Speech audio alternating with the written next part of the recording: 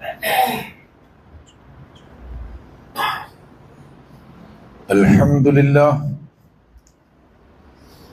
لله الذي هدانا بالكتاب الكريم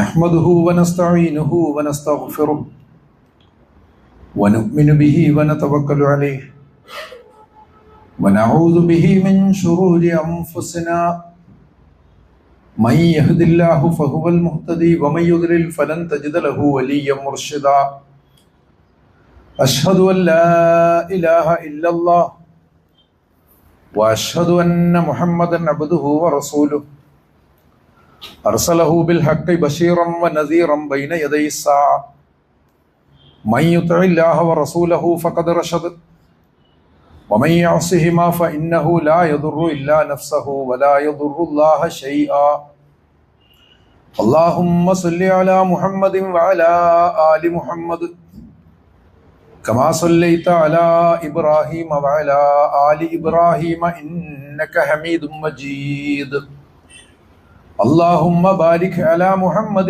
وعلى آل محمد كما باركت على إبراهيم وعلى آل إبراهيم إنك حميد مجيد أما بعد فإن خير الكلام كلام الله وخير الهدي هدي محمد صلى الله عليه وسلم وشر الأمور محدثاتها وكل بدعة ضلالة أعوذ بالله من الشيطان الرجيم يا أيها الذين آمنوا كونوا قوامين بالقسط شهداء لله ولو على أنفسكم أو الوالدين والأقربين إن يكن غنيا أو فقيرا فالله أولى بهما فلا تتبعوا الهوى أن تعدلوا وإن تلووا أو تعرضوا فإن الله كان بما تعملون خبيرا صدق الله أيها الناس اتقوا الله അള്ളാഹുവിൻ്റെ വിധികളെയും വിലക്കുകളെയും തികഞ്ഞ സൂക്ഷ്മതയോടെ പാലിക്കണമെന്നും ജീവിതത്തിൽ എല്ലാ കാര്യങ്ങളിലും അവൻ്റെ കൽപ്പനകളെ അനുസരിക്കണമെന്നും ആദ്യമായി വസിയത്ത് ചെയ്യുകയാണ്.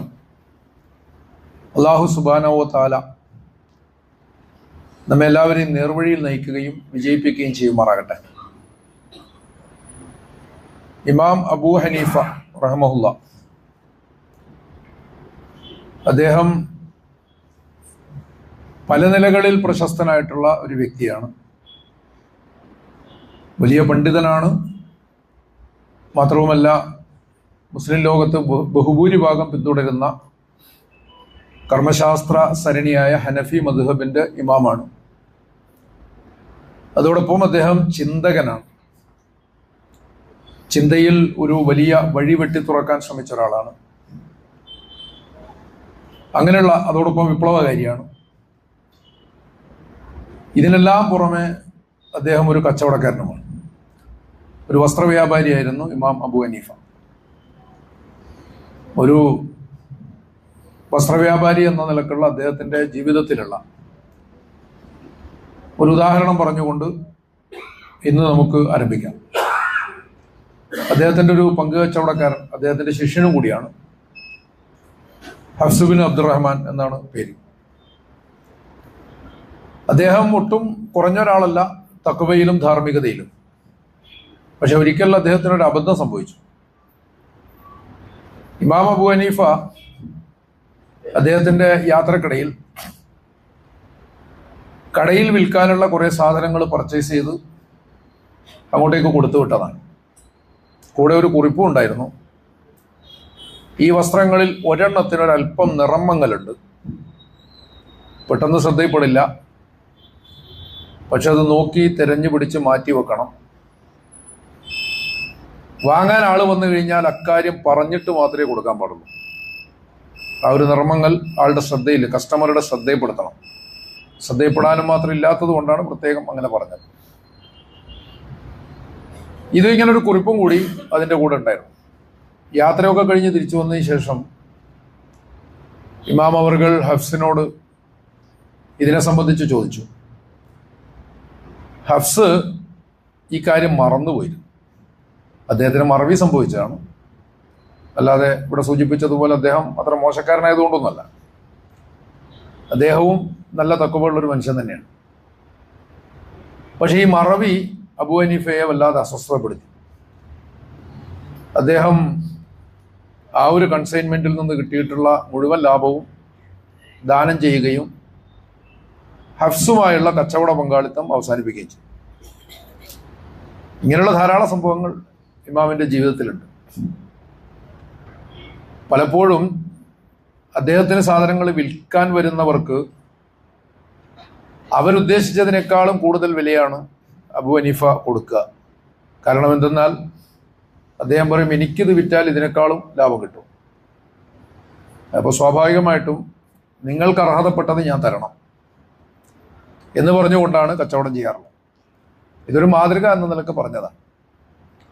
ഇപ്പോൾ കച്ചവടത്തിൽ പാലിക്കേണ്ടതായ സൂക്ഷ്മതയെ സംബന്ധിച്ചുള്ള വലിയൊരു മാതൃക ഇമാം അബൂ ഹനീഫ ഇവിടെ സൂചിപ്പിച്ചു. പല നിലക്കും പ്രശസ്തനാണ്. അദ്ദേഹം അബ്ബാസി ഖലീഫയായ അബൂ ജഅഫറുൽ മൻസൂറിന്റെ കാലത്ത് ജീവിച്ചിരുന്നയാളാണ്. അബൂ ജഅഫറുൽ മൻസൂർ അദ്ദേഹത്തെ കാദിൽ ഖുദാത്തായി, അതായത് മുഖ്യ ന്യായാധിപനായി നിശ്ചയിച്ചുകൊണ്ട് ഒരു കത്തെഴുതിയിരുന്നു. അദ്ദേഹം ആ ഉദ്യോഗം നിരസിക്കുകയാണ് ചെയ്തത്. കാരണം ഈ സൽത്തനത്ത്, ഖിലാഫത്ത് എന്ന് പറയാറുണ്ടെങ്കിലും യഥാർത്ഥത്തിൽ സൽത്തനത്ത് അല്ലെങ്കിൽ മുലൂക്കിയത്ത് ശരിയായ രീതിയിൽ സ്ഥാപിതമായതല്ല എന്നൊരു നിലപാടാണ്. എന്ന് പറഞ്ഞാൽ ശരീഅത്ത് നടപ്പിലാക്കുന്ന ഇസ്ലാമിക വ്യവസ്ഥയിൽ നിലനിൽക്കുന്ന, നിയമവ്യവസ്ഥയിൽ നിലനിൽക്കുന്ന ഒരു സർക്കാരിനെ സംബന്ധിച്ചാണ് അബൂ ഹനീഫ ഇങ്ങനൊരു ചിന്ത വെച്ച് പുലർത്തിയത് എന്നതും കൂടി ഓർക്കേണ്ടതാണ്. അങ്ങനെ ഒരു വ്യവസ്ഥിതിയുടെ, ഒരു വ്യക്തി പരമാധികാരം വാഴുന്ന ഒരു വ്യവസ്ഥിതിയുടെ ന്യായസ്ഥാനത്തിരിക്കാൻ ഞാൻ തയ്യാറല്ല എന്നുള്ളതായിരുന്നു അദ്ദേഹത്തിന്റെ നിലപാട്. പക്ഷെ അദ്ദേഹത്തിന്റെ ശിഷ്യൻ ഇമാം അബൂ യൂസുഫ് പിന്നീട് ആ ഉദ്യോഗം സ്വീകരിച്ചിട്ടുണ്ട്. അബൂ യൂസുഫിനെയും നിയമിച്ചുകൊണ്ട് ലെറ്റർ കൊടുത്തു. അബൂ യൂസുഫ് സ്വീകരിക്കുകയാണ് ചെയ്തത്. ഇത് രണ്ട് നിലപാടുകളിലുള്ള വ്യത്യാസമാണ്. അല്ലാതെ അബൂ യൂസുഫ് നിലപാടുകളിൽ ദുർബലനായതുകൊണ്ടല്ല. വ്യത്യസ്തങ്ങളായിട്ടുള്ള വായനകളാവാം ചുറ്റുപാടുകളോട് പ്രതികരിക്കുന്നതിൽ. ഇത്രയും നമ്മളിൽ മനസ്സിലാക്കേണ്ടതുണ്ട്. അത് പല സന്ദർഭങ്ങളിലും ഉണ്ടായിട്ടുണ്ട്. നിലപാടുകളുടെ പേരിൽ തർക്കിക്കുകയും ചിലപ്പോൾ സംഘടനകളെ പ്രതിസ്ഥാനത്ത് നിർത്തുകയും പലതരം മുദ്രകൾ ചുമത്തുകയും ഒക്കെ ചെയ്യുന്ന, അതിൽ മുസ്ലിം സംഘടനകൾ മത്സരിച്ചു കൊണ്ടിരിക്കുന്ന ഒരു കാലത്താണല്ലോ നമ്മളിപ്പോൾ ജീവിക്കുന്നത്.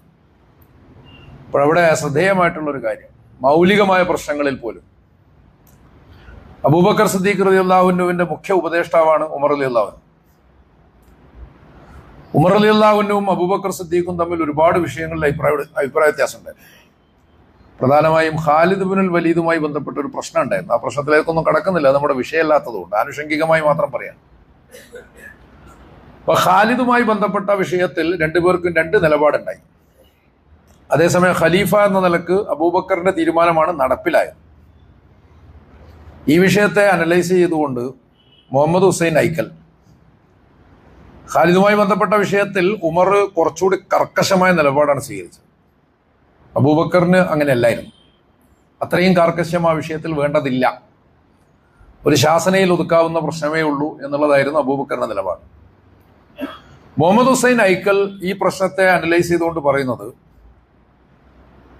അബൂബക്കർ അവിടെ ഖാലിദിനെ പോലൊരാള് പുറത്തായാൽ അത് ഇസ്ലാമിക രാഷ്ട്രീയ വ്യവസ്ഥയ്ക്ക് അല്ലെങ്കിൽ രാഷ്ട്രത്തിന് ഉണ്ടാക്കുന്ന ക്ഷീണത്തെക്കുറിച്ച് അബൂബക്കർ ചിന്തിച്ചു ഒരു ഖലീഫ എന്ന നിലക്ക്. ഹുസൈൻ ഐക്കൽ അങ്ങനെ ചിന്തിക്കാം, അങ്ങനെ അനലൈസ് ചെയ്യുന്നതിൽ തെറ്റൊന്നുമില്ല. പക്ഷെ ഈ അനാലിസിസിനോട് അതിശക്തമായി വിയോജിക്കുന്നുണ്ട് സയ്യിദ് കുത്തുബ്. അത് വല്ലാത്തൊരു വിയോജിപ്പാണ്. ഓർമ്മ ശരിയാണെങ്കിൽ സോഷ്യൽ ജസ്റ്റിസ് ഇൻ ഇസ്ലാം എന്ന പുസ്തകത്തിലാണ്. അതിൽ അദ്ദേഹം ചോദിക്കുന്നുണ്ട്, ആധുനിക കാലത്തുള്ള പൊളിറ്റീഷ്യന്മാരെയും സ്റ്റേറ്റ്സ്മാൻമാരെയും വെച്ചുകൊണ്ട് അവരുടെ ഒരു മാനദണ്ഡത്തിലാണോ അബൂബക്കറിനെയും ഉമറിനെയും ഹൈക്കൽ അളക്കുന്നത് എന്നാണ് ചോദിക്കുന്നത്. ഇതില് അങ്ങനെ ഖാലിദ് പുറത്തു പോയാൽ എല്ലാം തകർന്നു പോകുമല്ലോ എന്നുള്ള ചിന്തയൊന്നും ഇതിലില്ല.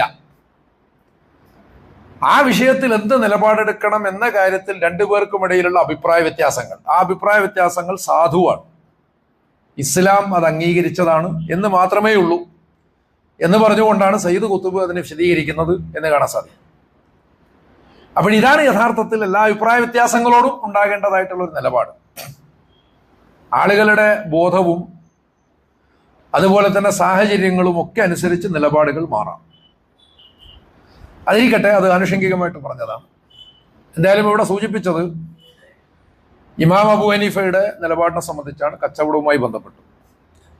നബി സല്ലല്ലാഹു അലൈഹി വസല്ലം കുറെ കൂടി കർക്കശമായിട്ട് മുമ്പ് സൂചിപ്പിച്ചിരുന്ന ഒരു സംഭവമുണ്ട്. ഗോതമ്പിന്റെ ചാക്കിനകത്തേക്ക് പ്രവാചകൻ കൈകടത്തിയത്. ഇടയ്ക്ക് മാർക്കറ്റിലേക്കൊന്ന് ഇറങ്ങിപ്പോവും. നബി മദീനയുടെ ഭരണാധികാരിയാണ്. ഭരണാധികാരി നേരിട്ട് തന്നെ മാർക്കറ്റിലേക്കൊന്ന് ഇറങ്ങിപ്പോവും, എന്നിട്ടൊക്കെ ഒന്ന് പരിശോധിക്കും. അപ്പൊ അങ്ങനെ ഇരിക്കുമ്പോഴാണ് മാർക്കറ്റിലൂടെ നടക്കുന്ന ഒരാൾ എന്ത് പ്രവാചകനാണ് എന്ന അവിശ്വാസികൾ ചോദിച്ചതായിട്ട് ഖുർആൻ പറയുന്നുണ്ടല്ലോ. അപ്പൊ മാർക്കറ്റിലൂടെ നടക്കുകയും സാധാരണക്കാരോടൊപ്പം ജീവിക്കുകയും അവരോടൊപ്പം ഭക്ഷണം കഴിക്കുകയും അവരോടൊപ്പം ചായ കുടിക്കുകയും അവരോടൊപ്പം തമാശ പറയുകയൊക്കെ ചെയ്തിരുന്ന ആളാണ് പ്രവാചകൻ എന്നുള്ളതാണ്. അപ്പൊ അങ്ങനെ ആ പ്രവാചകന്റെ വ്യക്തിത്വത്തെ അന്നലക്കും കൂടി നമ്മൾ കാണേണ്ടതുണ്ട്. എന്തായിരുന്നാലും അങ്ങനെ നടക്കുന്ന സമയത്താണ് ഈ ചാക്കിൽ ഗോതമ്പ് വെച്ചിട്ടുണ്ട് വിൽപ്പനക്ക്. പെട്ടെന്ന് എന്തോ ഒരു സംശയം തോന്നിയിട്ട് കൈ അങ്ങോട്ട് താഴ്ത്തിയപ്പോൾ കൈ വലിച്ചെടുത്തപ്പോൾ നനവുണ്ടായിരുന്നു. ഇതെന്താ ഈ നനവ് എന്ന് ചോദിച്ചു. ഉടനെ അയാൾ പറഞ്ഞു, ഇന്നലെ മഴ ഉണ്ടായിരുന്നു, മഴ പെയ്തു. അങ്ങനെയാണെങ്കിൽ അത് ആളുകൾ കാണുകയാണ് ഈ ചാക്ക് നിറക്കേണ്ടത്, അല്ലാതെ നനഞ്ഞ ഗോതമ്പ് അകത്ത് വെച്ചിട്ട് ഉണങ്ങിയത് മുകളിൽ വെക്കല്ല വേണ്ടത്. നനഞ്ഞത് തൂക്കം കൂടും, സ്വാഭാവികമായിട്ടും ആളുകൾ അത് അറിയണം. അപ്പോഴതുകൊണ്ട് എന്നിട്ട് പ്രവാചകൻ നടത്തുന്ന ഒരു പ്രസ്താവന, മൻ ഖശ ഫലൈസ മിന്ന. ആരെങ്കിലും ഏതെങ്കിലും തരത്തിലുള്ള വഞ്ചന കാണിച്ചിട്ടുണ്ടെങ്കിൽ, ചതി കാണിച്ചിട്ടുണ്ടെങ്കിൽ പ്രത്യേകം നോട്ട് ചെയ്യണം. അത് കച്ചവടത്തിന്റെ കാര്യത്തിലാണ് പ്രവാചകൻ പറഞ്ഞത്. മൻ ഖശ ഫലൈസ മിന്ന. ആരെങ്കിലും എന്തെങ്കിലും തരത്തിലുള്ള വഞ്ചന കാണിച്ചിട്ടുണ്ടെങ്കിൽ അവൻ നമ്മിൽപ്പെട്ടവനല്ല. നമ്മൾ നമ്മുടെ ജീവിതവുമായി ബന്ധപ്പെടുത്തേണ്ട തത്വങ്ങളാണ് ഇതൊക്കെ. അങ്ങനെ തന്നെ അതിനെ കാണണം. വെറുതെ ഇതൊന്നും കേവലം അറിവിന് വേണ്ടിയുള്ളതല്ല. അല്ലെങ്കിലും കേവലമായ അറിവ് എന്ന് പറഞ്ഞിട്ടൊരു സാധനം ഇല്ല. ജീവിതത്തിൽ പകർത്തുമ്പോൾ മാത്രമേ മൂല്യങ്ങളായി പരിവർത്തിക്കപ്പെടുമ്പോഴാണ് അറിവ് സാർത്ഥകമാകുന്നത്. മൂല്യങ്ങളായി പരിവർത്തിപ്പിക്കപ്പെടുമ്പോൾ ആ മൂല്യങ്ങൾ ജീവിതത്തിന്റെ പ്രവർത്തനങ്ങളെ, നമ്മുടെ ദൈനംദിന ജീവിതത്തെ സ്വാധീനിക്കുകയും വേണം. അങ്ങനെയാണ് നമ്മൾ മുന്നോട്ട് പോകേണ്ടത് എന്നുള്ളത്. എന്തായാലും വ്യാപാരവുമായി ബന്ധപ്പെട്ട കമ്മിറ്റ്മെന്റിന്റെ ഒരു മാതൃകയാണ് ഇമാം അബൂ ഹനീഫയിൽ നിന്ന് നമ്മളിവിടെ ഉദ്ധരിച്ചത്. അതേസമയം നമ്മുടെ ആധുനിക സമൂഹത്തിലേക്ക് വന്നു കഴിഞ്ഞാൽ കുറെ ഇന്റേണൽ ബ്രേക്ക് ഡൗൺസ് എന്ന് പറയുന്ന സംഭവം ഉണ്ടല്ലോ, ആന്തരികമായ തകർച്ചകൾ. അത് വല്ലാതെ അനുഭവിക്കുന്ന ഒരു സമൂഹമാണ് നമുക്ക് ചുറ്റിലുമുള്ളത് എന്ന് കാണാം, പല കാരണങ്ങളാൽ. അതിന്റെ പ്രധാന കാരണം എന്ന് പറഞ്ഞാൽ ആളുകൾ പലപ്പോഴും പരിഗണിക്കപ്പെടുന്നത് അവരുടെ സാമ്പത്തികാവസ്ഥയുടെ അടിസ്ഥാനത്തിലാണ് എന്നുള്ളതാണ്. ഇതൊരിക്കലും ഇസ്ലാമികമായിട്ട് നീതീകരിക്കാവുന്നതല്ല. ഒരു യഥാർത്ഥ മുസ്ലിം സമൂഹത്തിന് ആശാസ്യമായ നടപടിയല്ല. ആളുകളെ ബഹുമാനിക്കേണ്ടതും ആളുകൾക്ക് വില കൊടുക്കേണ്ടതും അവരുടെ സാമ്പത്തികമായ ശേഷിയുടെ ആധാരത്തിലാവാനേ പാടില്ല. അതൊരിക്കലും പാടില്ല എന്നുള്ളതാണ്. ഇന്ന് അന്നലക്കുള്ള ഒരു പരിഗണനയാണ് വരുന്നത് എന്ന് കാണേണ്ടതാണ്. നമ്മൾ കഴിഞ്ഞ ഹുതുബയിൽ കെൻ ലോച്ചിനെ കുറിച്ച്, കെൻ ലോച്ച് ഒരു കലാകാരൻ മാത്രമല്ല, ബ്രിട്ടനിലെ UK ഒരു വലിയ രാഷ്ട്രീയ പ്രവർത്തകൻ കൂടിയാണ്. അദ്ദേഹം ലേബർ പാർട്ടി പ്രവർത്തകനായിരുന്നു, അതിൻ്റെ നേതാവായിരുന്നു, സൈദ്ധാന്തികനായിരുന്നു. അതിനുശേഷം ഈ ജോർജ് ഗാലവേ ചിലപ്പോൾ കേട്ടിട്ടുണ്ടാവും. ഫലസ്തീൻ ഇസ്രായേൽ പ്രശ്നത്തിലൊക്കെ സജീവമായിട്ട് ഇടപെട്ടുകൊണ്ടിരിക്കുന്ന ബ്രിട്ടനിലെ ഒരു രാഷ്ട്രീയക്കാരനാണ് ജോർജ് ഗാലവേ. സൽമാ യാക്കൂബ് ഇവരൊക്കെ കൂടിയിട്ട് റെസ്പെക്ട് പാർട്ടി എന്ന് പറഞ്ഞിട്ട് വേറൊരു പാർട്ടി രൂപീകരിച്ചിരുന്നു. എന്തായാലും കൂടുതൽ കെൻ ലോച്ച് അറിയപ്പെടുന്നത് അദ്ദേഹത്തിന്റെ കലാപ്രവർത്തനത്തിന്റെ പേരിലാണ്. ഡാനിയൽ ബ്ലേക്ക് എന്ന കഥാപാത്രത്തെ സംബന്ധിച്ചാണ്. ഒരു മുതലാളിത്ത സമൂഹത്തിൽ, ആധുനികമായ ഒരു മുതലാളിത്ത സമൂഹത്തിൽ ഇല്ലാത്തവൻ അനുഭവിക്കുന്ന പ്രതിസന്ധി എന്താണ്? അയാളുടെ സ്വത്വ പ്രതിസന്ധി, അസ്തിത്വ പ്രതിസന്ധി. ഇത് എത്രത്തോളം മാരകമാണ് എന്നതിനുള്ള തെളിവാണ് ഇവിടെ സൂചിപ്പിച്ച. അവസാനം അയാൾ മരിക്കുന്നതിന് തൊട്ടു മുമ്പായിട്ട് ഒരു സന്ദേശം എഴുതുന്നുണ്ട്. അത് അതിൽ വായിക്കപ്പെടുകയാണ്. ഈ സന്ദേശം ബ്രിട്ടീഷ് പാർലമെന്റിൽ പോലും ചർച്ച ചെയ്യപ്പെട്ടു എന്നുള്ളതാണ്. പ്രധാനമന്ത്രിയോട് പ്രതിപക്ഷ നേതാവ് പറഞ്ഞ് അതൊന്ന് കാണണം, അതൊന്ന് വായിക്കണം എന്ന് പറഞ്ഞതായിട്ടൊക്കെ സംഭവങ്ങളൊക്കെ ഉണ്ട്. അതുപോലെ തന്നെ പ്രത്യേകമായ ഹാഷ്ടാഗോടുകൂടി ബ്രിട്ടനിലെ ചില വംശീയ പ്രശ്നങ്ങളൊക്കെ, അത്തരം പ്രശ്നങ്ങളിലൊക്കെ ഈ ഡാനിയൽ ബ്ലെയ്ക്കുമായി ബന്ധപ്പെടുത്തിക്കൊണ്ട് ഹാഷ്ടാഗുകൾ നിർമ്മിച്ചതായിട്ട് കാണാൻ സാധിക്കും. അപ്പൊ അത്രത്തോളം സ്വാധീനം അത് ചെലുത്തിയെന്നാണ്. അയാൾ പറയുന്ന ഒരു വർത്തമാനം നമ്മൾ ഉദ്ധരിച്ചത്, I M not a number, I'm a man. ഒരു മനുഷ്യൻ എന്ന പരിഗണനയാണ് ഞാൻ ആവശ്യപ്പെടുന്നത് എന്നുള്ളതാണ്. ഒരുപാട് കാര്യങ്ങൾ പറയുന്നുണ്ട്. I M not a client, I M not a client, a customer, nor a service user. ഞാനൊരു കേവല ക്ലയന്റോ ഒരു കസ്റ്റമറോ അല്ലെങ്കിൽ ഒരു സേവന ഉപഭോക്താവോ അല്ല. I M not a shirker, a scrounger, a beggar, nor a thief. ഞാനൊരു ഉഴപ്പനല്ല, അതുപോലെ തന്നെ ഒരു തട്ടിപ്പുകാരനല്ല, ഒരു യാചകനുമല്ല, ഒരു കള്ളനുമല്ല. I M not a national insurance number, nor a blip on a screen. ഞാനൊരു ദേശീയ ഇൻഷുറൻസ് നമ്പർ അല്ല, അതുപോലെ തന്നെ സ്ക്രീനിലെ ഒരു ബ്ലിപ്പ് എന്ന് പറഞ്ഞാൽ ഈ ഇലക്ട്രോണിക് ഡിവൈസ് ഉണ്ടാകുന്ന ശബ്ദത്തിനാണ് ബ്ലിപ്പ് എന്ന് പറയുന്നത്. അപ്പൊ അങ്ങനെ ഒരു ബ്ലിപ്പും അല്ല. I paid my dues. ഞാൻ എന്റെ നികുതിയും കടങ്ങളും എല്ലാം വീട്ടിയിട്ടുണ്ട്. Never a penny short. ഒരു പെന്നി പോലും അവശേഷിപ്പിക്കാതെ. And was proud to do so. ഞാനതിൽ അഭിമാനിക്കുന്നുണ്ട്. ജീവിതത്തിൽ ഒരുപാട് പ്രയാസങ്ങൾക്കിടയിലും പറയുന്നുണ്ട്, ഞാനൊരു കടക്കാരനല്ല. വലിയ ധാർമ്മികത ഉണ്ട് ഇതിൽ. ഇതൊക്കെ ഉദ്ധരിക്കുന്നത് നമ്മുടെ എത്തിക്സുമായിട്ട് ഇത് എത്രത്തോളം ബന്ധപ്പെടുന്നു എന്ന് കാണിക്കാനാണ്. പലപ്പോഴും നമുക്ക് പുറത്തുള്ളതിൽ നിന്നാണ് നമ്മുടേതായിട്ടുള്ള തത്വങ്ങൾ നമ്മൾ പഠിക്കേണ്ടി വരിക എന്നുള്ളതാണ്. അപ്പൊ എന്തായിരുന്നാലും ഇദ്ദേഹം പറയാണ്, as such I demand my rights. ഞാൻ ഒരൊറ്റ സംഗതി മാത്രമേ ആവശ്യപ്പെടുന്നുള്ളൂ, അതെന്റെ റൈറ്റാണ്, എന്റെ അവകാശങ്ങളാണ്. I demand you treat me with respect. ആ ഒരു ബഹുമാനത്തോടു കൂടി എന്നോട് പെരുമാറാൻ, എന്നെ പരിഗണിക്കാൻ മാത്രമാണ് ഞാൻ നിങ്ങളോട് ആവശ്യപ്പെടുന്നത്. I M A citizen, nothing more, nothing less എന്നാണ് അദ്ദേഹം പറഞ്ഞത്. ഞാനൊരു പൗരനാണ്, അതിൽ കൂടുതലുമല്ല, എന്നാൽ അതിൽ കുറവുമല്ല. അപ്പൊ നമ്മുടെ സോഷ്യൽ കോൺഷ്യസ്നെസ്സിനെ വല്ലാതെ അസ്വസ്ഥതപ്പെടുത്തുന്ന ഒരു സംഭവമാണ് ഇതെന്ന് കാണേണ്ടതാണ്. അപ്പൊ ഇക്കാലത്ത് നമുക്ക് ഇല്ലാതെ പോകുന്നത് ഈ പറയുന്ന ഒരു കമ്മിറ്റ്മെന്റ് ആണ്. നമ്മൾ ഖുർആനിലുള്ള ഒരു ക്യാപിറ്റലിസ്റ്റ് ആർക്കിടൈപ്പുകളെ സംബന്ധിച്ച് പരിശോധിക്കുമ്പോൾ, അതിന് മദിയൻ സമൂഹത്തെ സംബന്ധിച്ച് പറയാം, അവർക്ക് കമ്മിറ്റ്മെന്റ് യഥാർത്ഥത്തിൽ ഇല്ല. ഇമാം അബൂ ഹനീഫ പറഞ്ഞത് എന്താണ്? ആ ഒരു കൺസൈൻമെന്റിൽ ഒരൊറ്റ സാധനത്തിന്, ഒരു പീസിന് ലേശം ഒരു കളർ ഫെയ്ഡ് ഉണ്ട്. അത് പറഞ്ഞുകൊണ്ട് മാത്രമേ ആൾക്ക് കൊടുക്കാൻ പാടുള്ളൂ എന്നുള്ളതാണ്. അവിടെ പരസ്പരമുള്ള തൃപ്തി എന്ന് പറയുന്നത് കച്ചവടത്തിന്റെ ഏറ്റവും അടിസ്ഥാനപരമായിട്ടുള്ള നിയമം അതാണ്. തറാലിമിങ്കും, നിങ്ങൾക്ക് പരസ്പരമുള്ള തൃപ്തി എന്ന് വിശുദ്ധ ഖുർആൻ പ്രത്യേകം എടുത്ത് പറയുന്നു. അതാണ് ഏറ്റവും പ്രധാനപ്പെട്ട അടിസ്ഥാനം എന്ന് കണ്ടതാണ്. അതേസമയം ഒന്നിനോടും ഒരു പ്രതിബദ്ധതയും ഒരു കമ്മിറ്റ്മെന്റും ഇല്ലാത്ത സ്വഭാവത്തിലാണ് ആധുനിക കാലത്തെ സംഗതികൾ മുന്നോട്ട് പോകുന്നത്. അതിന്റെ ഒരു ഉദാഹരണം പറഞ്ഞാൽ ഈ ഗിഗ് ഇക്കോണമി എന്ന് പറഞ്ഞിട്ടൊരു ഏർപ്പാട് കെൻ ലോച്ച് അതിനെ സംബന്ധിച്ചും പറഞ്ഞിട്ടുണ്ട്. ഡാനിയൽ ബ്ലെയ്ക്കിന് ശേഷമുള്ള അദ്ദേഹത്തിന്റെ ഒരു പ്രധാന കഥാപാത്രം ഈ ഗിഗ് ഇക്കോണമിയുമായി ബന്ധപ്പെട്ട് ജീവിക്കുന്ന ഒരാളാണ്. അത് അയാളുടെ ജീവിതത്തിൽ ഉണ്ടാക്കുന്ന പ്രതിസന്ധികൾ നമ്മൾ സാധാരണ മനസ്സിലാക്കുന്നത് ഫ്ലെക്സിബിൾ ആണ്, ഇൻഡിപെൻഡന്റ് ആണ്, അതേസമയം അങ്ങേയറ്റം അരക്ഷിതമാണ്. അതിന്റെ അവസ്ഥ എന്താണ്? അത് ഓരോരുത്തരിലും അന്യഥാത്വം ഉണ്ടാക്കുന്നു, ഒരു റെസ്പോൺസിബിലിറ്റിയും ഇല്ല. അവരുടെ മുദ്രാവാക്യം തന്നെ no employer, no protector, no long term obligation. ഇതിൽ തൊഴിലുടമയില്ല, സംരക്ഷകനില്ല, ദീർഘകാലത്തേക്കുള്ള ഉടമ്പടിയുമില്ല. അപ്പൊ എന്താണ് ഇത് യഥാർത്ഥത്തിൽ? Per task, per delivery or per hour contract. ഒരു ദൗത്യം നിറവേറ്റി കഴിഞ്ഞാൽ അതിനുള്ള കാശ്. നമ്മൾ പെട്ടെന്ന് വിചാരിക്കും അങ്ങനെയല്ലേ വേണ്ടത്. പക്ഷെ ഇവിടെ നൂറ്റാണ്ടുകൾ നീണ്ടു നിൽക്കുന്ന സമരങ്ങളിലൂടെ തൊഴിലാളികൾ നേടിയെടുത്തിട്ടുള്ള അവകാശങ്ങൾ മുഴുവൻ ഹരിക്കപ്പെടുകയാണ്. ഒരു ബാധ്യതയില്ല, ബോണസ് ഇല്ല, അലവൻസ് ഇല്ല. ആവശ്യമായ വാഹനം, പലപ്പോഴും ഈ ഗിഗ് ഇക്കോണമിയുടെ മാതൃകയായിട്ട് ഉബർ എന്ന് പറയുന്ന സംവിധാനം, അതുപോലെ തന്നെ മനസ്സിലാവാൻ വേണ്ടിയിട്ടാണ് ഇങ്ങനെ പേരെടുത്ത് പറയുന്നത് സ്വിഗ്ഗി, സൊമാറ്റോ പോലുള്ള സംഗതികൾ. വാഹനം പോലും ഇവർ സ്വന്തമായിട്ട് കണ്ടെത്തണം. ചിലപ്പോൾ കെൻ ലോച്ചിന്റെ കഥയിലുള്ളത് കമ്പനിയുടെ പേരൊക്കെ അതിൽ കമ്പനി എഴുതി വെക്കും, പക്ഷെ വാഹനം കാശ് കൊടുക്കേണ്ടതൊക്കെ അയാളാണ്. അതിന് കംപ്ലൈന്റ് വന്നാൽ നന്നാക്കേണ്ടത് അയാളാണ്, അതിന് പെട്രോൾ അടിക്കേണ്ടത് അയാളാണ്. അതൊക്കെ അയാളുടെ ബാധ്യതയാണ്. അത്തരം സംഗതികൾ ഒന്നും തന്നെ കമ്പനി ഏറ്റെടുക്കുകയില്ല. ചിലപ്പോൾ ലാപ്ടോപ്പ് ആയിരിക്കും വേണ്ടി വരിക, സ്വന്തമായിട്ട് കാശ് കൊടുത്ത് വാങ്ങണം. അതിനാവശ്യമായ ഇന്റർനെറ്റോ വൈദ്യുതിയോ ഒന്നും കമ്പനി പ്രൊവൈഡ് ചെയ്യില്ല. അപ്പൊ അതുപോലെ തന്നെ കാഷ്വൽ ലീവ് ഇല്ല, സിക്ക് ലീവ് ഇല്ല, പെൻഷൻ ഇല്ല, ഇൻഷുറൻസ് ഇല്ല, ഒന്നുമില്ല. ഒരു സംഗതിയും അങ്ങനെയുള്ള ഒരു ആനുകൂല്യവും ഇല്ലാതെ പരമാവധി ജോലി സമയം യഥാർത്ഥത്തിൽ ഇവിടെ സമരങ്ങളിലൂടെ പരമാവധി ജോലി സമയത്തെ സംബന്ധിച്ച് തന്നെ വലിയൊരു സമരത്തിന്റെ ചർച്ച ഉണ്ടല്ലോ ചരിത്രത്തിൽ. അങ്ങനെ ഒരു സംഭവം ഉണ്ടല്ലോ. ഇതൊക്കെ നിരാകരിച്ചുകൊണ്ടുള്ള ഒരു ഏർപ്പാടാണെന്ന് കാണാൻ സാധിക്കും. അപ്പൊ ഇവിടെയൊക്കെ യഥാർത്ഥത്തിൽ സംഭവിക്കുന്നത് മനുഷ്യനോടുള്ള ആദരവ്.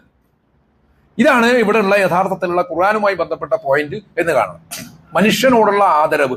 നമ്മൾ ഹക്കുൽ കറാമ നേരത്തെ ഒരു വിഷയം ചർച്ച ചെയ്തിരുന്നല്ലോ. ആ സമയത്ത് പല ഹക്കുകളെ സംബന്ധിച്ച് പറഞ്ഞപ്പോൾ ഏറ്റവും പ്രധാനപ്പെട്ടതാണ് ഹക്കുൽ കറാമ. വലഖദ് കറംനാ ബനി ആദം. മനുഷ്യനെ, ആദം പുത്രനെ നാം ബഹുമാനിച്ചിരിക്കുന്നു. നമുക്ക് നമ്മുടെ ഒരു കീഴിലുള്ള ഒരാളോട്, ഇപ്പോ ഗുഹയുടെ ഹദീസ് ഉണ്ടല്ലോ, 3 പേര് ഗുഹയിൽപ്പെട്ടു പോയൊരു കഥ പറയുന്നുണ്ട് റസൂലുള്ളാഹി സ്വല്ലല്ലാഹു അലൈഹി വസല്ലം. ഈ 3 സംഭവങ്ങളിലും നമുക്കുള്ള വലിയ മാതൃകയാണ്. ഒരാൾ മാതാപിതാക്കളോട് കാണിച്ചിട്ടുള്ള കമ്മിറ്റ്മെന്റ്, ഒന്നാമത്തെ ആൾ. രണ്ടാമത്തെ ആള്, കഥ വിശദീകരിക്കുന്നില്ല, നമുക്കെല്ലാവർക്കും അറിവുള്ളതാണ്. രണ്ടാമത്തെ ആള് അയാളുടെ ധാർമ്മികത കാത്തു സൂക്ഷിക്കുന്നിടത്ത് അയാൾ കാണിച്ചിട്ടുള്ള സൂക്ഷ്മത. ധാർമ്മികത എന്ന് പറഞ്ഞാൽ എല്ലാ സംഗതികളും അനുകൂലമായി അയാൾ അധാർമികമായ ഒരു ലൈംഗികതയിലേക്ക് പ്രവേശിക്കുന്നതിന്റെ തൊട്ടു മുമ്പത്തെ സെക്കൻഡിലാണ് അയാളിൽ പെട്ടെന്നൊരു തഖ്വ ഉണരുന്നത്. അയാൾ ഉടനെ തന്നെ പേടിച്ച് പിന്മാറുകയാണ്. അങ്ങനെ തന്നെ മനസ്സിലാക്കും. അപ്പൊ അതാണ് രണ്ടാമത്തെ സംഭവമെങ്കിൽ മൂന്നാമത്തെ സംഭവം എന്ന് പറഞ്ഞാൽ നമ്മുടെ ഭാഷയിൽ പറഞ്ഞ ഒരു മുതലാളി, അയാളാണ് പറയുന്നത്, പടച്ചോനെ എനിക്കൊരു ജീവനക്കാരനുണ്ടായിരുന്നു, ഒരു തൊഴിലാളി ഉണ്ടായിരുന്നു, അങ്ങനെ വേണമല്ലോ പറയാൻ, ഒരു തൊഴിലാളി ഉണ്ടായിരുന്നു. അയാൾക്ക് ഞാൻ കൂലി കുറെ ബാക്കി കൊടുക്കാനുണ്ടായിരിക്കെ അയാൾ ഒരു ദിവസം പറയാതെ നാട് വിട്ടു പോയിക്കണം. കുറെ അന്വേഷണമൊക്കെ നോക്കി, ഒരു അഡ്രസ്സും ഇല്ല. അവസാനം അയാൾ എപ്പോഴെങ്കിലും വന്നാൽ കണക്ക് തീർത്ത് പ്രശ്നം തീർക്കാം എന്ന് ഞാൻ വിചാരിച്ചു. പക്ഷെ കുറച്ച് കഴിഞ്ഞപ്പോൾ എനിക്കൊരു തോന്നല്, അയാളുടെ മുതല് എന്റെ ക്യാപിറ്റലിനെ ബാധിക്കാൻ പാടില്ലല്ലോ. അപ്പൊ സ്വാഭാവികമായിട്ടും അയാളുടെ ലാഭം അന്യായമായിട്ട് ഞാൻ ഭക്ഷിക്കേണ്ടി വരില്ലേ? അത് അധാർമികതയല്ലേ? ഈ സൂക്ഷ്മതയെ നമ്മൾ എന്ത് വിളിക്കും? നമ്മൾ ആലോചിച്ച് നോക്കണം. തഖ്വ എന്ന് പറഞ്ഞാൽ നീതിയാണെങ്കിൽ എഴുതുലു അക്രബുലി തഖ്വ എന്നാണ് ഖുർആൻ പറയുന്നതെങ്കിൽ അതിന്റെ ഏറ്റവും മൂർത്തമായിട്ടുള്ള ഒരു രൂപമാണിത് എന്ന് കണ്ടതാണ്. അപ്പൊ ഇയാളുടെ പണം എങ്ങനെയാണ് എന്റെ മുതലില് അല്ലെങ്കിൽ എന്റെ മൂലധനത്തിൽ വെക്കുക? ഉടനെ അത് മാറ്റിവെച്ചു. കാരണം ക്യാപിറ്റൽ അത് ചേരുന്നിടത്തോളം അതിന്റെ ലാഭം ഉണ്ടാവുമല്ലോ, അത് അയാളുടെ സമ്മതം കൂടാതെ പറ്റില്ല. അങ്ങനെ അത് മാറ്റിവെച്ചിട്ട് കുറച്ച് ദിവസം കഴിഞ്ഞപ്പോൾ ഇയാൾക്ക് പിന്നൊരു ധാർമ്മിക പ്രശ്നം ഉണ്ടായി. അതെന്താണെന്ന് വെച്ചാൽ, ഈ പൈസ എങ്ങനെ വെറുതെ വെക്കുക? അത് പാടില്ലല്ലോ. പൈസ വെറുതെ വെക്കാൻ പാടില്ല ഇസ്ലാമില്. ചിലപ്പോൾ വിചാരിക്കും പൈസ വെറുതെ അങ്ങനെ ഡെഡായിട്ട് ഇടാൻ പാടില്ല, അത് ഒഴുകണം, അത് പ്രവർത്തിക്കണം. ഇൻഫാഖാണ് ഇസ്ലാമിക സാമ്പത്തിക വ്യവസ്ഥയുടെ അടിസ്ഥാന നിയമം. അത് കൊടുക്കലുമാണ്, അതോടൊപ്പം തന്നെ ഇൻവെസ്റ്റ് ചെയ്യലുമാണ്. അപ്പൊ അത് ഇൻവെസ്റ്റ് ചെയ്യണം, അതിൽ നിന്ന് അതിനൊരു വളർച്ച ഉണ്ടാവണം. അപ്പൊ ഇദ്ദേഹം എന്ത് ചെയ്തു എന്ന് വെച്ചാൽ, ആ സംഗതി വേറെ തന്നെ മാറ്റി വെച്ചിട്ട് അതിനെ കൊണ്ട് വേറെ തന്നെ ഒരു ഫേം ഉണ്ടാക്കി. അതിൽ കുറച്ച് സ്ഥലം വാങ്ങി, അതിൽ കൃഷി ഉണ്ടാക്കി, പിന്നെ ആടുകളെ വാങ്ങി, ഇങ്ങനെയൊക്കെ. അതങ്ങനെ ഇയാൾ നല്ലൊരു കച്ചവടക്കാരനായതുകൊണ്ട് അതങ്ങനെ വളർന്നു വന്നു, ബിസിനസ്സുകാരനായതുകൊണ്ട്. അങ്ങനെ കുറേ കാലത്തിന് ശേഷം മറ്റേ ചങ്ങായി തിരിച്ചു വന്നിട്ട് പറയാൻ, എനിക്ക് കുറച്ച് പൈസന്റെ ആവശ്യമുണ്ട്, ലേശ കൂലി ബാക്കി ഉണ്ടായിരുന്നു, പെട്ടെന്നൊരു അത്യാവശ്യത്തിന് ഞങ്ങൾക്ക് പോണ്ടി വന്നതാണ്, പിന്നെ തിരിച്ചു വരാൻ പറ്റിയില്ല, ആ കൂലി ബാക്കി കിട്ടിയിട്ടുണ്ടെങ്കിൽ തരക്കേടില്ലായിരുന്നു. അപ്പൊ ഇദ്ദേഹം അയാളോട് പറയാണ്, ഇതാ ഈ കാണുന്നതൊക്കെ നിന്റേതാണ്, എല്ലാം എടുത്തു, എനിക്കൊന്നും തരണ്ട. ഇയാളുടെ അധ്വാനത്തിന്റെ പണം വിഹിതം അതിൽ നിന്ന് സ്വീകരിക്കാം. പക്ഷെ ആ ഒരു ഗുണകാംക്ഷ, സത്യം പറഞ്ഞാൽ നിങ്ങളൊന്ന് ആലോചിച്ച് നോക്കും. നിങ്ങളുടെ കൂട്ടത്തിൽ തൊഴിലുടമകൾ ഉണ്ടാവും, വ്യാപാരികൾ ഉണ്ടാവും. നിങ്ങളുടെ ഒരു ജീവനക്കാരൻ സമാന്തരമായിട്ട് അയാളുടേതായ ഒരു സ്ഥാപനം തുടങ്ങുന്നു എന്ന് വിചാരിക്കാം. നിങ്ങളുടെ മാനസികാവസ്ഥ എന്തായിരിക്കും? നിങ്ങളുടെ മാനസികാവസ്ഥ അതെങ്ങനെങ്കിലും മുടക്കാനായിരിക്കും ശ്രമിക്കുക എന്ന് ആരോപിക്കുന്നില്ല. ഓരോരുത്തരും അവരവരെ കുറിച്ച് മാത്രം ചിന്തിക്കേണ്ട കാര്യമാണ്. ഇവിടെ അങ്ങനെ ആരോപിക്കാനൊന്നും നമ്മൾ തയ്യാറാവുന്നില്ല. പക്ഷെ നമ്മൾ നമ്മളെ കുറിച്ച് ചിന്തിക്കണം. ഇവിടെ സംഭവിക്കുന്ന അതല്ല, ഇയാൾ തന്നെ ഉണ്ടാക്കിയിട്ട് അയാൾക്ക് കൊടുക്കാണ്. ഇയാളുടെ അതേ കച്ചവടം മറ്റേയാളുടെ പേരിൽ തുടങ്ങിയിട്ട് അവസാനം അയാൾ തിരിച്ചു വന്നപ്പോൾ അത് നീ എടുത്തോ, ഇനി അയാൾ കച്ചവടം ചെയ്യും സമാന്തരമായിട്ട്. അതെനിക്കുണ്ടാക്കുന്ന ക്ഷീണം എനിക്ക് പടച്ചോൻ തരുന്നതല്ലേ, എനിക്ക് തരുന്നത് അല്ലല്ലേ. ഓനത് കുറക്കാൻ തീരുമാനിച്ചിട്ടുണ്ടെങ്കിൽ കുറയും, അത്രേ ഉള്ളൂ. കൂട്ടാൻ തീരുമാനിച്ചിട്ടുണ്ടെങ്കിൽ നമുക്ക് രണ്ടാക്കും കൂടും. ഓന് കൂടുന്നു എന്ന് വിചാരിച്ചിട്ട് നമുക്ക് കുറയണമെന്നൊന്നുമില്ല. ഈ ഒരു ഗുണകാംക്ഷ ഉണ്ടല്ലോ, ഇതിനാണ് കമ്മിറ്റ്മെന്റ് എന്ന് പറയാം. അപ്പൊ മറ്റേയാൾ ചോദിച്ചു, നിങ്ങളെന്താ എന്നെ കളിയാക്കണമെന്ന്. അപ്പൊ അയാൾ പറഞ്ഞു, ഒരിക്കലുമല്ല, നിനക്ക് ബാക്കിയുള്ള പണം കൊണ്ട് ഞാൻ ഉണ്ടാക്കിയതാണ്. അതിൽ നിന്ന് എന്റെ വിഹിതമൊന്നും ഞാൻ എടുക്കുന്നില്ല, അധ്വാനത്തിന്റെ വിഹിതമൊന്നും ഞാൻ എടുക്കുന്നില്ല, അത് എനിക്ക് ഫ്രീ. അങ്ങനെ അവനും വലിയൊരു മുതലാളിയായിട്ട് മാറുന്നതായിട്ടാണ് പറയുന്നത്. ഇതാണ് ഗുഹയിൽ കുടുങ്ങിപ്പോയ മൂന്നാമത്തെ ആൾ പറയുന്നത്. ഇത് കമ്മിറ്റ്മെന്റിന്റെ ഒരു ഉദാഹരണമാണ് എന്ന് കാണേണ്ടതാണ്. വിശുദ്ധ ഖുർആൻ പറയുന്നത് അന്യായമായിട്ട് നമ്മുടെ കയ്യിൽ വന്നു ചേരുന്നതെല്ലാം, ഡാനിയൽ ബ്ലേക്കിന്റെ ഭാഷയിൽ പറഞ്ഞാൽ ഈവൻ എ പെനി, ഒരു പെനി പോലും അല്ലെങ്കിൽ ഒരു പൈസ പോലും അന്യായമായിട്ട് നമ്മുടെ കയ്യിൽ വന്നാൽ, ലാ തഅ്കുലു അംവാലക്കും ബൈനക്കും ബിൽ ബാത്തിൽ, ബാത്തിലായിട്ട് നിങ്ങൾ പരസ്പരം ഭുജിക്കരുത് എന്ന് ഖുർആൻ പറയാണ്. അതൊരു അവകാശ ലംഘനമാണ്. അത് മറ്റേയാളുടെ അവകാശ ലംഘനമാണ്. കച്ചവടത്തിലൂടെ മാത്രം, അല്ലെങ്കിൽ തിജാറത്ത്, ഇവിടെ കച്ചവടം എന്ന് പറഞ്ഞാൽ സർവീസ് ആവാം, വ്യാപാരമാവാം, ജോലിയാവാം, എന്തുമാവാം. ഇല്ലാ അൻ തകൂന തിജാറത്തൻ, തിജാറത്തിലൂടെ കിട്ടുന്നത് മാത്രം. അങ്ങനെ തിജാറത്തിലൂടെ കിട്ടുമ്പോഴോ അവിടെയും ഖുർആൻ പറയുന്നത് അൻ തറാദിൻ മിൻകും, നിങ്ങൾ പരസ്പരം തൃപ്തിപ്പെട്ടിട്ട് നടത്തുന്ന കച്ചവടം, പരസ്പരം തൃപ്തിപ്പെട്ടിട്ട് നടത്തുന്ന കച്ചവടം. എന്നിട്ട് പഠിച്ചു പിന്നെ പറയുന്നത് വലാ തഖ്തുലു അൻഫുസക്കും എന്നാണ്. നിങ്ങൾ നിങ്ങളെ തന്നെ കൊല്ലരുത്. ഫിഖ്ഹി ആയിട്ട് തന്നെ നിർദ്ധാരണം ചെയ്യുമ്പോൾ ആത്മഹത്യ ചെയ്യരുത് എന്നാണ്. പക്ഷെ ഇതിനോട് ചേർത്തിട്ട് എന്താ പറഞ്ഞത്? നിങ്ങൾ മറ്റൊരാളുടെ മുതൽ അന്യായമായി ഭക്ഷിക്കുക എന്ന് പറഞ്ഞാൽ നിങ്ങൾ തീർന്നു.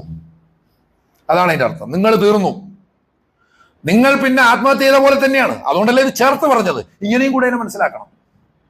അപ്പൊ ഇത്രമേൽ കണിശമായിട്ടാണ് വ്യാപാരവുമായി ബന്ധപ്പെട്ട സംഗതികൾ വിശുദ്ധ ഖുർആൻ പറയുന്നതെങ്കിൽ ഈ മാർക്കറ്റ് കറപ്ഷൻ എന്ന് പറയുന്നത് എത്രത്തോളം ഗുരുതരമാണ് എന്നതിനെ കുറിച്ച് ആലോചിക്കേണ്ടതാണ്. അതുകൊണ്ടാണ് വലാ തുഫ്സിദു, നിങ്ങൾ കുഴപ്പമുണ്ടാക്കരുത്, ഭൂമിയിൽ ഫസാദ് ഉണ്ടാക്കരുത് എന്ന് പ്രവാചകൻ അവരോട് പറയുന്നത് എന്നും തിരിച്ചറിയേണ്ടതാണ്. അപ്പൊ ഇത്തരത്തിൽ ആ മൂല്യങ്ങളെ ഉൾക്കൊണ്ടുകൊണ്ട് മുന്നോട്ട് പോകാൻ നമുക്ക് സാധിക്കുക എന്നത് വളരെ പ്രധാനമാണ്. ഇൻഷാ അല്ലാഹ് മറ്റു വിശദാംശങ്ങളിലേക്ക് പിന്നീട് പോകാം. അല്ലാഹു സുബ്ഹാനഹു വ തആല നമ്മെ എല്ലാവരെയും ധാരാളമായി അനുഗ്രഹിക്കുകയും വിജയിപ്പിക്കുകയും ചെയ്യുമാറാകട്ടെ.